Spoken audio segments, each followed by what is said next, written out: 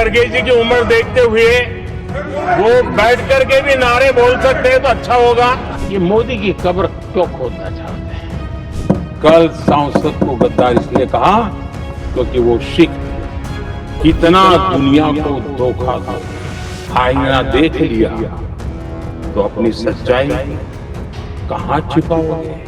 Budget सत्र में राष्ट्रपति के अभिभाषण पर राज्यसभा में बोलते हुए प्रधानमंत्री मोदी ने विपक्ष पर बड़े हमले बोले, जिसमें अपने भाषण के दौरान प्रधानमंत्री ने कांग्रेस, तृणमूल कांग्रेस और विपक्षी नेताओं पर एक के बाद एक तीखे वार किए। हंगामे से लेकर भाषा, असमानता, पीएसयू, नेहरू, इंदिरा गांधी और राहुल गांधी तक प्रधानमंत्री ने कई मुद्दों पर विपक्ष पर कई वार किए। आपको बताते हैं सिलसिलेवार तरीके से प्रधानमंत्री मोदी की राज्यसभा में दिए बयान की 10 बड़ी बातें। सबसे पहले हंगामे पर कांग्रेस अध्यक्ष मल्लिकार्जुन खड़गे पर प्रधानमंत्री नरेंद्र मोदी ने चुटकी लेते हुए कहा, मेरी प्रार्थना है आदरणीय खड़गे जी, उम्र को देखते हुए अगर वो बैठकर नारे लगाना चाहते हैं तो लगा सकते हैं, पीछे कुछ युवा नेता भी हैं। मेरी एक प्रार्थना है आदरणीय खड़गे जी की उम्र देखते हुए वो बैठ करके भी नारे बोल सकते हैं तो अच्छा होगा, ताकि उनको कष्ट न हो। पीछे नौजवान बहुत लोग हैं। वहीं प्रधानमंत्री मोदी ने सदन में बोलते हुए राहुल गांधी को भी निशाने पर लिया। कहा, कल आर्थिक असमानता की बात करते हुए मैंने एक राजा को सुना और इस पर उन्होंने चुटकी ली और कहा कि अपने आप को एक तरफ वो राजा कहते हैं और दूसरी तरफ आर्थिक असमानता की बात करते हैं, तो इस पर हम क्या ही कह सकते हैं। सभापति जी, मैं कल एक माननीय सदस्य को सुन रहा था।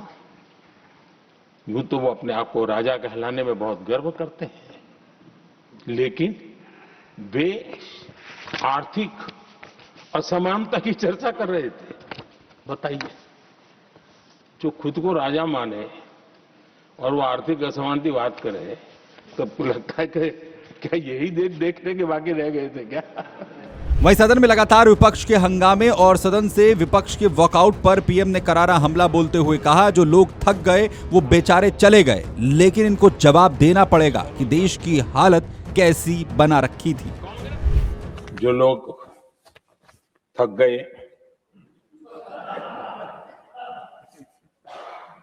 बेचारे चले गए, लेकिन कभी न कभी उनको जवाब देना पड़ेगा कि देश की ऐसी हालत कैसे बना के रखी थी कि दुनिया का कोई देश हमसे डील करने के लिए आगे नहीं आता था। आपने कोशिश की होगी, पीछे पीछे पीछे बहुत चक्कर लगाए होंगे, लेकिन किसी ने आपकी तरफ देखा भी नहीं होगा। क्या स्थिति ऐसे पैदा है? दुनिया के देश ऐसे ही भारत के साथ डील नहीं कर रहे हैं। वहीं पीएम मोदी ने कांग्रेस सरकार के कार्यकाल में रहे तमाम पीएम के कार्यकाल पर भी निशाना साधते हुए बड़ा हमला बोला और कहा कि कांग्रेस के शासन में रहे प्रधानमंत्रियों के पास देश को लेकर कोई विजन नहीं था। इसका सबूत उनके लाल किए से दिए भाषण है, जिन्हें आप सुन लें एक बार। और जहां तक कांग्रेस पार्टी का सवाल है, मैं साफ साफ कहना चाहता हूं, और मेरे शब्दों पे भरोसा नहीं है तो मैं देश को, लोगों को कहूं, कुछ मत करो, सिर्फ लाल किले से कांग्रेस के प्रधानमंत्रियों के जो भाषण है, सिर्फ उन भाषणों का एनालिसिस कर लो, आपको साफ साफ लगेगा कि न उनके पास कोई सोच थी, न उनके पास कोई विजन था और न ही कोई इच्छा शक्ति थी। वहीं पीएम मोदी ने बंगाल में लगातार तकरार में जुटी ममता बनर्जी को भी निर्ममता का नया पैरामीटर बताते हुए निशाने पर लिया। तंज कसा, निर्मम सरकार और उसके पतन के जितने भी पैरामीटर्स हैं, उन सब में नए रिकॉर्ड बनाए जा रहे हैं और भारत का भविष्य डूब रहा है। लोगों का भविष्य अंधकार के अंदर डूब रहा है, लेकिन इनको कोई परवाह नहीं है। सत्ता सुख के सिवाय कोई आकांक्षा नहीं, और वे यहां उपदेश देते हैं। घुसपैठ, दुनिया का समृद्ध से समृद्ध देश भी अपने यहां गैर कानूनी नागरिकों को बाहर निकाल रहा है। हमारे देश में घुसपैठियों को बचाने के लिए अदालतों को तब तो प्रेशर पैदा किया जा रहा है। वहीं प्रधानमंत्री ने अपने संबोधन में दिल्ली की पूर्व आम आदमी पार्टी की सरकार पर भी हमला बोला और कहा कि हमारे एक माननीय सदस्य यहां बैठे हैं जिनकी सरकार शराब में डूब गई और जिनका शीश महल हर एक की आंख में बैठ गया था। एक हमारे माननीय सदस्य काफी कुछ बोल रहे थे, जिनकी पूरी सरकार शराब में डूब गई,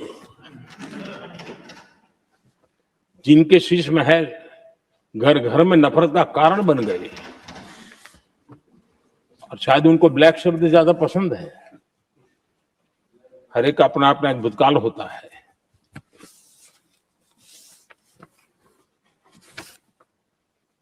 पता नहीं ब्लैक के साथ उनका क्या पुराना रिश्ता है। आदरणीय सभापति जी, ऐसे सभी साथियों से मैं आज जरूर कहूंगा, तुम कितना दुनिया को धोखा दोगे, तुम कितना दुनिया को धोखा दोगे। आईना देख लिया तो अपनी सच्चाई कहां छिपाओगे।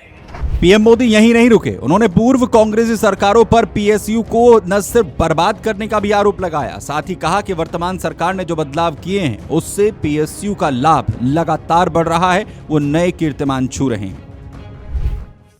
हमारे पीएसयू आमतौर पर पीएसयू के संबंध में मान्यता बन चुकी थी, वो बनते ही है बीमार होने के लिए, वो बनते ही हैं बर्बाद होने के लिए, वो बनते ही हैं बंद होने के लिए।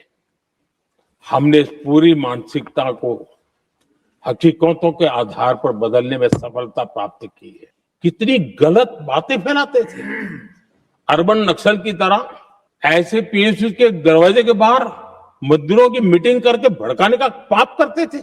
इन्होंने LIC, state bank of India और भी HAL, ऐसे हर एक को बड़ा भला बुरा और इतना भद्दे तरीके से, जब उनकी सरकार थी तब तो ये इन चीजों को संभाल नहीं पाते थे। हमने पीएसयू के संबंध में भी रिफॉर्म्स किए, रिफॉर्म्स की एक लगातार परंपरा चलाई। आज एलआईसी बेस्ट तरीके से होता है, पूरे कार्यकाल में अपना एलआईसी का जन्म हुआ तब तक उत्तम से उत्तम परफॉर्मेंस का कालखंड उसका गुजर रहा है। इसके साथ ही प्रधानमंत्री ने पूर्व पीएम इंदिरा गांधी और जवाहरलाल नेहरू पर भी आरोप लगाते हुए कहा कि जो भारत की जनसंख्या देश की ताकत है उसे पूर्व पीएम नेहरू समस्या मानते थे, जिसका जिक्र खुद इंदिरा गांधी ने अपने संबोधन में किया था। इंदिरा जी एक बार ईरान गए थे और ईरान में वो भाषण दे रही थी, और उस भाषण में उन्होंने नेहरू जी के साथ जो बातचीत हुई थी उसका उल्लेख किया। खुद ने कहा है, उन्होंने कहा, और मैं जो इंदिरा जी ने कहा था उसको कोट कर रहा हूं, जब किसी ने मेरे पिताजी से पूछा, यानी नेहरू जी से पूछा कि उनके सामने कितनी समस्याएं हैं, तो उन्होंने उत्तर दिया था 35 करोड़। नेहरू जी ने जवाब दिया था कि उनके सामने कितनी समस्याएं हैं, बोले 35 करोड़। उस समय हमारे देश की जनसंख्या थी 35 करोड़। अब आगे देखिए, 35 करोड़ देशवासी नेहरू जी को समस्या लगते थे। ऐसा कोई मुखिया हो सकता है क्या जी?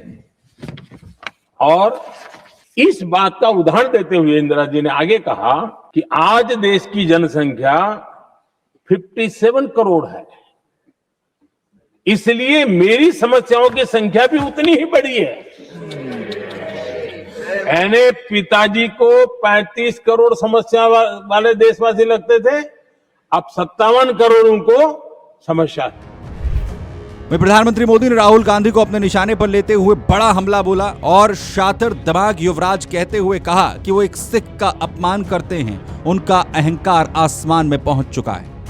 इसी सदन के एक माननीय सांसद, कांग्रेस के शातिर दिमाग जिनका है, ऐसे एक युवराज ने उनको गद्दार कह दिया।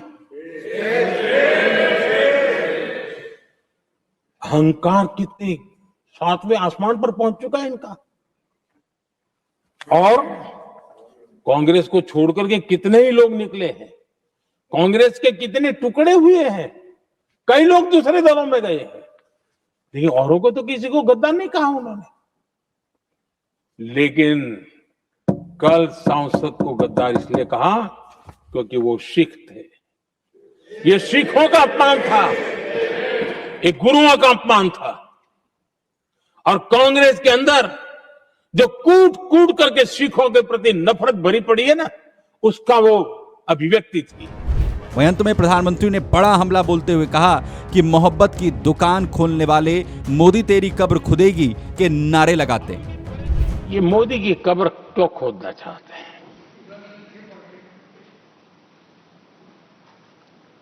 ये सिर्फ नारा नहीं है, ये इनके भीतर पड़ी हुई नफरत का प्रतिबिंब है, इसकी अभिव्यक्ति है। और वे इसलिए हैं, हमने